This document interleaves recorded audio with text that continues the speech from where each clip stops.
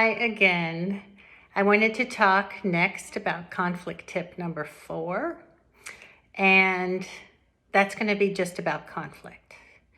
You know, we tiptoe around the idea of conflict.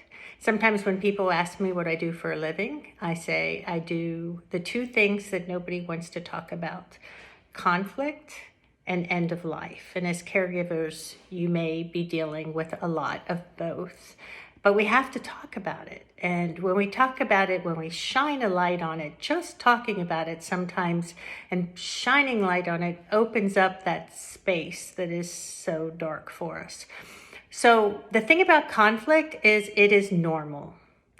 It happens in our bodies. It's a biological reaction. It's normal for it to happen in any relationship. I went to encounter training one time here in Nashville, an incredible training that's about self-examination. And one of the things I learned was if we're in a relationship, we will disappoint and we will be disappointed. And it's because we're human and we're different. And so conflict is normal. The problem is almost no one has learned how to deal with it well. So we are very often conflict avoidant, or we may be combative and defensive.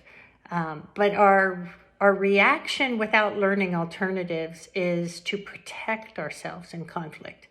And really, it's about a problem to solve, identifying the problem and coming up with solutions. And sometimes that problem is just inside of us because the conflict touches on different triggers. So know that it's normal to have conflict. Know that there are better ways to dealing with it. I call them tools. We develop tools for our toolbox, and then we have to practice using them. And they're not one size fits all, but very often they're about, being honest about what's really going on with you.